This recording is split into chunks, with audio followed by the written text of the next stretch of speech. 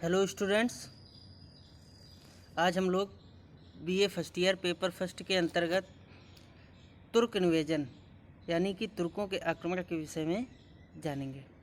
ये इसका पहला पार्ट होगा क्योंकि एक पार्ट में ये कंप्लीट करना संभव नहीं है। ठीक है, इसलिए तुर्क आक्रमण जो है आपको दो भागों में या दो लेक्चर्स में जानने का पूरा मौका मिलेगा। तो बेसिकली इसका प्रारंभ क्या होता है, पृष्ठभूमि क्या होती है तुर्क इन्वेजन की, किस प्रकार से तुर्कों का जो है भारत में आगमन प्रारंभ होता है और उन्होंने भारतीय क्षेत्रों को जीत करके क्या चेंजमेंट लाए, किस प्रकार से अपनी सत्ता स्थापित की। ये सारी बातें जो है इस कौन कौन से शासक थे जिन्होंने भारत पर आक्रमण करने का प्रयास किया, कौन सफल रहा कौन असफल रहा। ठीक है, तो वो सारी बातें जो है हम लोग तुर्क इन्वेजन के माध्यम से, इस क्लास के माध्यम से हम और आप सभी लोग जानने का प्रयास जो है करेंगे। तो एक एक करके हम लोग प्रारंभ करते हैं। सबसे पहले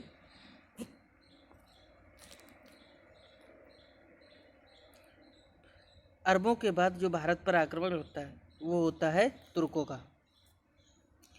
अब तुर्कों का जो बैकग्राउंड है उसको थोड़ा सा समझ लेते हैं, क्योंकि तुर्कों का जो गजनी शाखा थी, गजनी में जो साम्राज्य स्थापित किया था तुर्कों ने, उस गजनी शाखा ने ही भारत पर आक्रमण किया।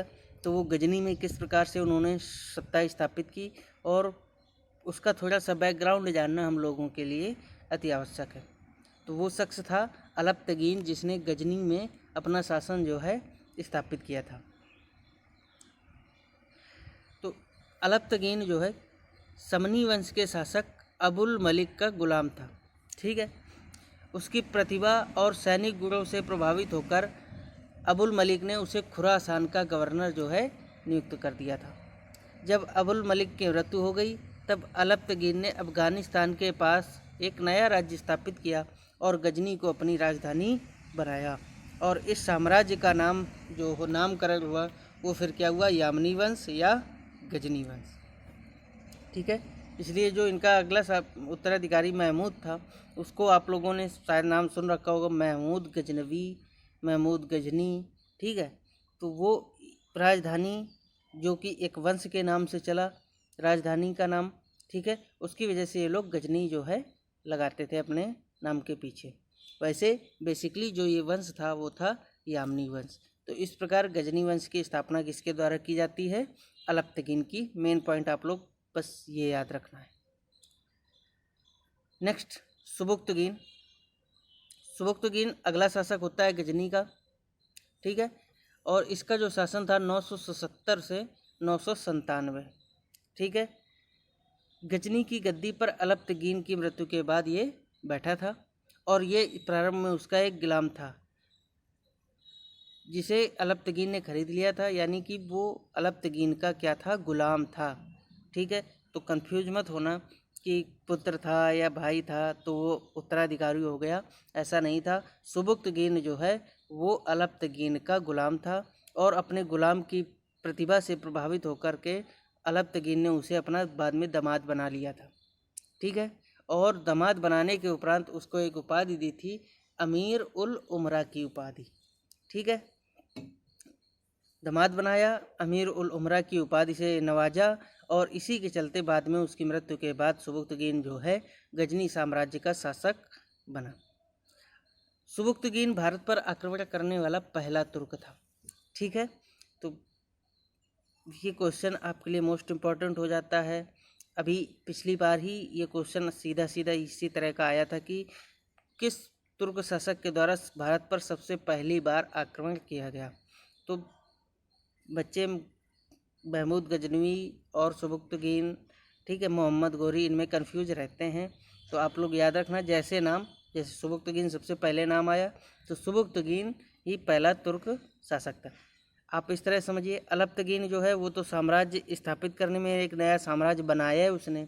ठीक है, तो उसको इतना टाइम कहाँ था कि वो फिर साम्राज्य विस्तार करता। अब उसके बाद जो अगला उत्तराधिकारी आया है वो साम्राज्य बन के तैयार हो गया, साम्राज्य का शासक बन गया। अब उसके लिए क्या है, साम्राज्य विस्तार। तो इसलिए सुबुक्तगीन के समय साम्राज्य विस्तार शुरू हुआ और साम्राज्य विस्तार शुरू हुआ तो ऑब्वियसली बात है कि वो भारत की ओर आएगा। ठीक, तो इस तरह से भारत, आप लोग याद रखिएगा, इस ये कहानी दिमाग में सेट हो जाएगी तो आपको याद रहेगा कि भारत पर जो आक्रमण करने वाला था पहला तुर्क वो था सुबुक्तगीन। इसने 986 में जयपाल शाही वंश का जो राजा था, ठीक है, उस पर आक्रमण किया था, पहली बार भारत का शासक था और उसको पराजित किया था। जयपाल का राज सरहिंद से लमगान यानी जलालाबाद और कश्मीर से मुल्तान तक था, यानी कि एक बड़े क्षेत्र पर जो है शाही वंश के शासकों का शासन था। शाही शासकों की राजधानी क्रमशः ओंड, लाहौर और भटिंडा, ठीक है, तो ये 3 राजधानियाँ थीं, याद रखिएगा, ओंड, लाहौर और भटिंडा, ठीक है। ये 3 राजधानियों के इन लोगों ने अपनी राजधानियाँ बनाई थी शाही शासकों ने। इनके समय ही इनके शासन के खिलाफ ही पहली बार सुबुक्तगीन का शासन जो है हुआ था। इसके बाद अब हम लोग मेन आते हैं महमूद गजनवी पर, जो आपके टॉपिक में है। महमूद गजनवी जो है ये सुबुक्तगीन का पुत्र था और उसका उत्तराधिकारी जो है बना था 998 ईस्वी में सुबुक्तगीन की मृत्यु के उपरांत। महमूद गजनवी सुबुक्तगीन का पुत्र था। इसका जन्म 1 नवंबर 971 को हुआ था। इसकी जो उपाधियाँ थीं वो उपाधियाँ सुल्तान की उपाधि, यामीन उद्दौला की उपाधि और अमीन उल मिल्ला, ठीक है। तो ये 3 उपाधियाँ थी इसकी, सुल्तान, यामीन उद्दौला और अमीन उल मिल्ला, ठीक है। अब तीनों से अलग अलग मतलब होते हैं और तीनों से ही क्वेश्चंस बनते हैं, ठीक है। तो सबसे पहले जो खलीफा था अल कादिर बिल्लाह, ये खलीफा का नाम है। उस समय जो खलीफा था वो था अल कादिर बिल्लाह, जिसने महमूद को सम्मान का चोगा दिया और यामीन उद्दौला यानी कि साम्राज्य का दक्षिणी भुजा और अमीन उल मिल्लत यानी धर्म का संरक्षक, ये दोनों उपाधियां जो है, आप लोग क्वेश्चन यहीं से बनता है कि महमूद गजनवी को ये दोनों उपाधियां यमीन उद्दौला और अमीन उल मिल्लत किसने प्रदान की, ठीक है। तो उस समय के खलीफा अल कादिर बिल्लाह ने। दूसरा, सीधे उपाधियां भी पूछ सकता है कि ये उपाधियां यमीन उद्दौला और अमीन उल मिल्लत किसकी उपाधि थी, तो याद रखना महमूद गजनवी की, ठीक है। इसके बाद सुल्तान की पदवी जो धारण करने वाला है वो महमूद गजनवी पहला शासक है। इससे पहले सुल्तान की पदवी किसी भी शासक ने अब तक के इतिहास में धारण नहीं की थी, इसलिए कभी कहीं इसको दुनिया का पहला सुल्तान भी कहा जाता है, ठीक है। तो इस चीज़ को भी आप लोग याद रखिएगा। नेक्स्ट, सुल्तान की उपाधि तुर्की शासकों ने प्रारंभ की थी। उसे यह उपाधि बगदाद के खलीफा से प्रदान की।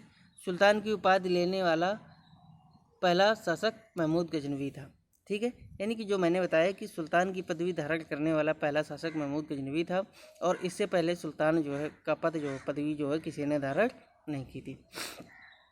अब हम बात करते हैं महमूद गजनवी के भारतीय आक्रमणों के विषय में।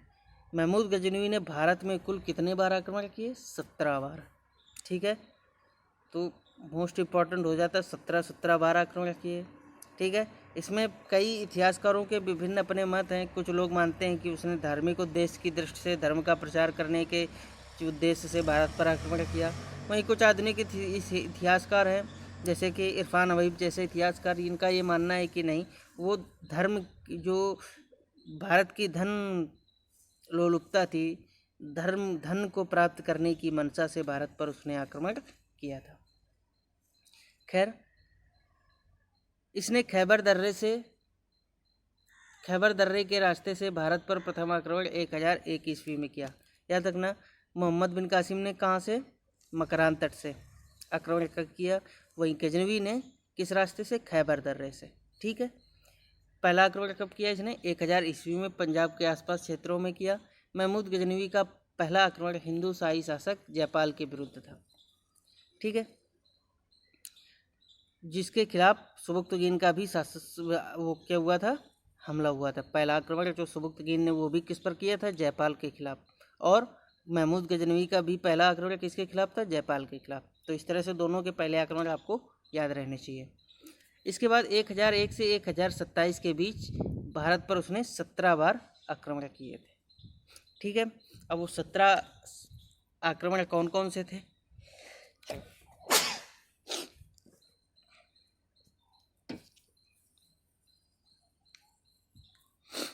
ठीक है, एक एक आक्रमण आप लोग देख लीजिए। पहला जो उसने किया पंजाब के सीमावर्ती क्षेत्र पर किया, दूसरा पेशावर पे किया, तीसरा बठिंडा, चौथा मुल्तान, पांचवा मुल्तान यानी कि मुल्तान पर लगातार 2 बार, फिर वह हिंद यानी पेशावर, फिर नारायणपुर यानी अलवर, फिर मुल्तान, मुल्तान पे तीसरी बार, थानेश्वर, नंदन, कश्मीर, मथुरा एवं कन्नौज, कालिंजर, कश्मीर, कश्मीर पर दूसरी बार, ग्वालियर व कालिंजर, कालिंजर पर भी दूसरी बार, सोमनाथ मंदिर और सिंध के जाट।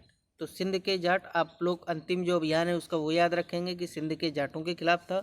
और मोस्ट इम्पॉर्टेंट जो सबसे बड़ा अभियान था वो था उसका 16वां सोमनाथ मंदिर के खिलाफ अभियान।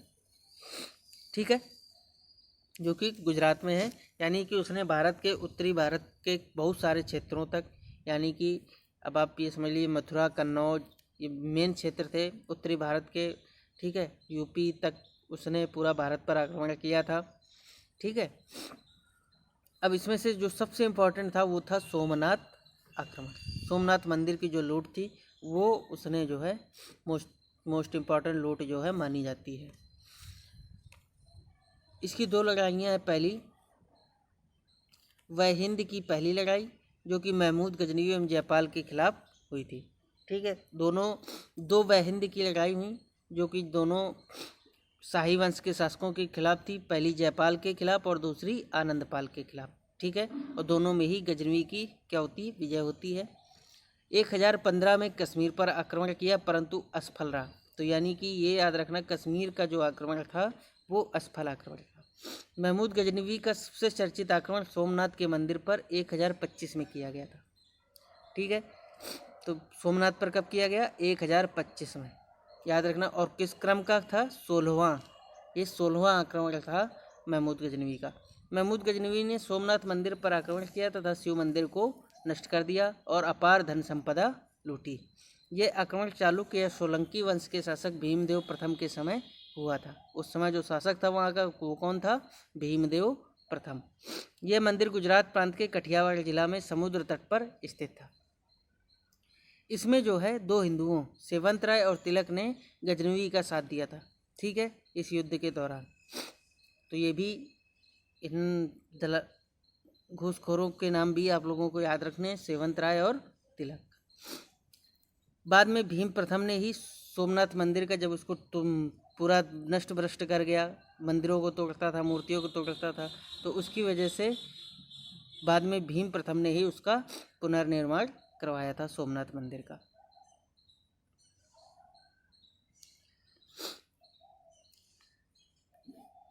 नेक्स्ट है गजनवी का 17वां व अंतिम आक्रमण जाटों के विरुद्ध था। सीधा क्वेश्चन यही पूछा जाता है कि उसका जो अंतिम आक्रमण था वो किसके विरुद्ध था? तो याद रखना, जाटों के विरुद्ध। अब महमूद गजनवी के आक्रमण के कारण क्या थे? पहला, अपने राज्य की सुरक्षा हेतु शाही वंश पर आक्रमण करना। ठीक है, क्या कारण थे? पहला कारण ये था। दूसरा, राज्य विस्तार एवं अपने शत्रुओं को पराजित करने के लिए धन की आपूर्ति करना, यानी कि आसपास के अन्य क्षेत्रों को जीतने के लिए उसको धन की आवश्यकता थी। और ये धन उसको कहाँ से मिल सकता था? भारत से, क्योंकि भारत में उस समय धन की कोई कमी नहीं थी। दूसरा, अपने विरुद्ध भारतीय राजाओं को संगठित या दलबंदी करने का अवसर नहीं देना चाहता था। तीसरा ये कारण है। ये सारे उद्देश्य हैं जो इतिहासकारों के द्वारा माने जाते हैं। और चौथा, उसने धर्म का प्रचार प्रसार करना भी उसका एक गौर उद्देश्य था। ठीक है, तो ये प्रमुख कारण थे जिनकी वजह से महमूद गजनवी ने भारत पर आक्रमण किए। इसके बाद करते हैं परिणाम की। तो परिणाम क्या क्या रहे? उत्तर भारत की राजनीतिक स्थिति में आमूलचूल परिवर्तन हो गया। मुस्लिम व्यापारियों के माध्यम से मध्य एवं पश्चिम एशिया के साथ भारतीय व्यापार में वृद्धि हुई। मुस्लिम व्यापारियों के साथ इस्लाम प्रचारकों का भारत में प्रवेश हुआ। लाहौर जो है अरबी और फारसी साहित्य का केंद्र बन गया। ठीक है, तो लाहौर जो है तुर्कों के आक्रमण के उपरांत अरबी और फारसी का प्रसिद्ध केंद्र बन गया और तुर्कों के भारत में स्थापना का मार्ग जो है प्रशस्त हुआ। ये मोस्ट इम्पॉर्टेंट है महमूद गजनवी की विजय के फलस्वरूप। ठीक है, तो बच्चों आज कल आज हम लोग महमूद गजनवी तक ही रखते हैं। इसके कुछ पॉइंट हैं और उसके बाद हम लोग मोहम्मद गौरी, ठीक है, मोहम्मद गौरी के भारत पर आक्रमण के विषय में जानकारी प्राप्त करेंगे। और इसी के साथ जो आपका 2 लेक्चर्स के माध्यम से जो तुर्कों का इन्वेजन है, तुर्क्स इन्वेजन इन इंडिया, वो आपका जो टॉपिक है वो कंप्लीट हो जाएगा। तो चलिए आज की क्लास हम लोग यहीं पर समाप्त करते हैं।